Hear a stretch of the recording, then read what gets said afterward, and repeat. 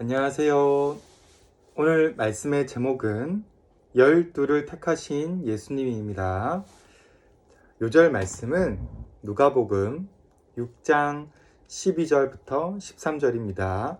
요절 말씀을 같이 읽겠습니다. 시작.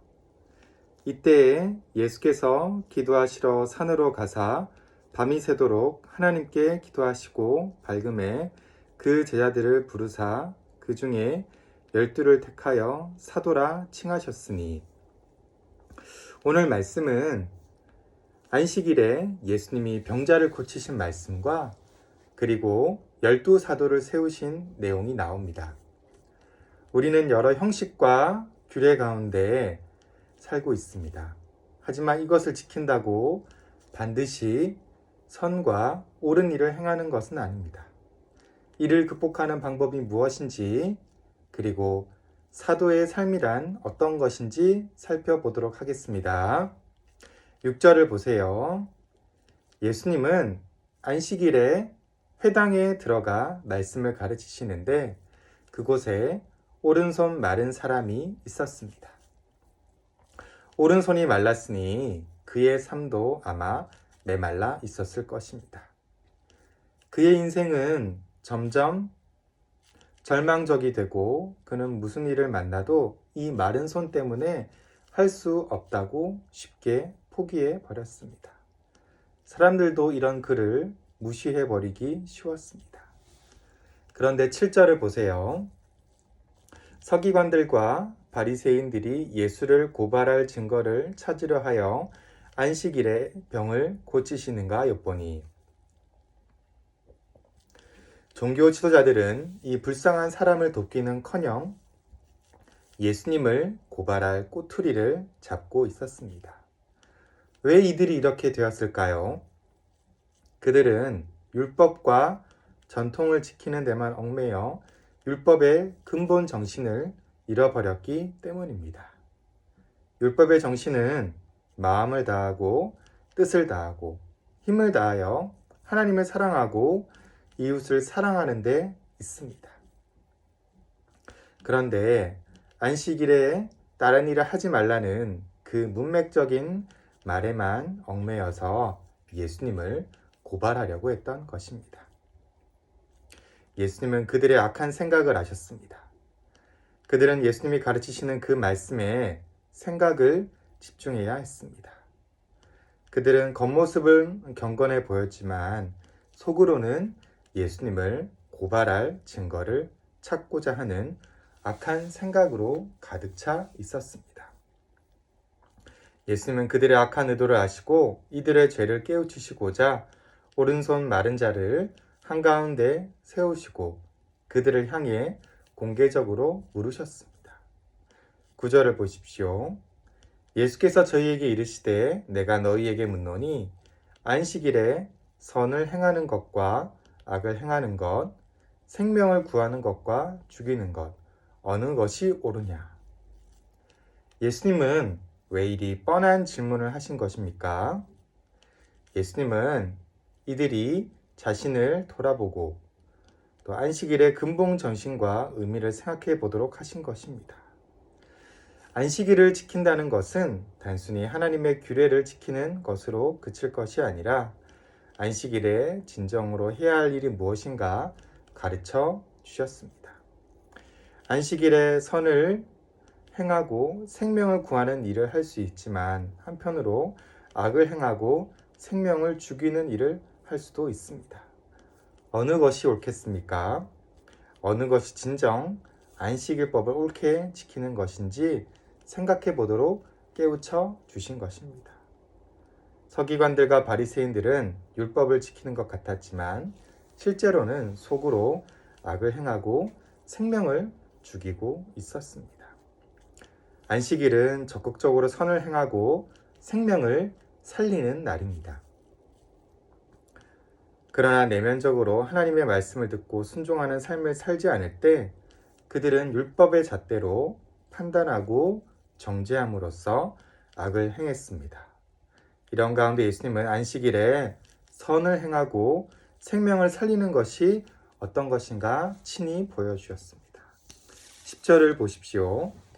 예수님은 악한 종교 지도자들이 보는 앞에서 한 손 마른 자에게 명령하셨습니다. 내 손을 내밀라. 예수님은 그에게 마른 손을 내밀라 하심으로써 그에게 믿음과 순종을 요구하셨습니다. 예수님은 그를 무조건 고쳐주지 않으셨습니다. 그가 예수님이 고쳐주실 것을 믿고 손을 내밀라는 말씀에 순종했을 때 예수님은 그의 믿음과 순종을 받으시고 주님의 능력을 나타내셨습니다. 안식일에도 한 생명을 귀히 여기시고 사람을 살려주시는 예수님의 사랑에 감사, 찬송 드립니다. 12절을 보십시오. 예수님은 인생의 큰 문제와 고민 앞에서 항상 기도를 먼저 하셨습니다. 이스라엘 12지파를 세우신 것처럼 12사도를 세워 새 이스라엘의 역사를 세우고자 예수님은 기도 가운데 방향을 잡으셨습니다. 14절에서 16절까지 살펴보면 12사도의 이름이 나옵니다. 이들의 모습을 살펴보면 권세자이거나 처음부터 높은 자가 결코 아님을 알 수 있습니다. 가난한 어부, 그리고 세리 등 죄인이자 한없이 낮은 자였습니다. 이런 12명을 부르시고 하나님의 권세를 부어주시면서 주님의 일에 힘써 섬기고자 하신 것입니다. 이것은 하나님의 일방적인 은혜로 사도로 부르심을 받은 자는 그에 합당한 사명 가운데 열심히 일해야 합니다. 우리 EBF 어린이 여러분들도 후에 하나님의 사도요 귀한 목자로 쓰임받기 위해서 어릴 때부터 열심히 말씀 가운데 준비하고 노력해야 됩니다. 나중에 때가 되면 하나님께서 친히 부르시고 그 부르심 가운데 사도로서 또 목자로서 성실히 일해야만 우리가 하나님의 은혜에 보답할 수 있는 것입니다. 예수님은 12를 부르시고 산에서 내려와 하신 일이 무엇입니까? 17절, 18절을 다 같이 읽겠습니다. 시작. 예수께서 그들과 함께 내려오사 평지에 서시니 그 제자의 많은 무리와 예수의 말씀도 듣고 병고침을 받으려고 유대 사방과 예루살렘과 두로와 시돈의 해안으로부터 온 많은 백성도 있더라. 더러운 귀신에게 고난받는 자들도 고침을 받은지라. 산에서 내려온 현실 세계는 각종 병들고 귀신 들려 도움이 필요한 사람들로 가득 차 있었습니다. 예수님은 이들에게 말씀을 가르치시고 병을 고치시고 귀신을 쫓아내시는 역사를 담당해 주셨습니다. 오늘 말씀을 살펴보면 안식일에 가만히 아무것도 하지 않는 것이 참 진리가 아니라 한 생명을 돕고 온전히 예수님 앞으로 데리고 나오는 것이 진정한 사랑의 역사임을 알 수 있습니다. 또 12사도를 세우심으로써 하나님의 일에 열심인 자를 우뚝 세우시고 기도와 말씀으로 가르치신 것을 알 수 있습니다. 이제 2022년 또 1월도 밝았고 올해 새로운 학년이 다들 올라가게 되었습니다. 우리가 그저 나이만 한 살 더 먹는 것이 아니라 그에 걸맞는 합당한 믿음과 또 책임과 의무를 다하는 우리 EBF 어린이 여름 될 수 있기를 간절히 기도합니다. 선생님이 기도하고 마칠게요. 사랑이 많으신 예수님 감사합니다. 오늘 12를 부르신 우리 예수님의 기도와 또 그 노력 가운데 얼마나 하나님 역사 가운데 신실하게 일을 감당했는지 알 수 있었습니다.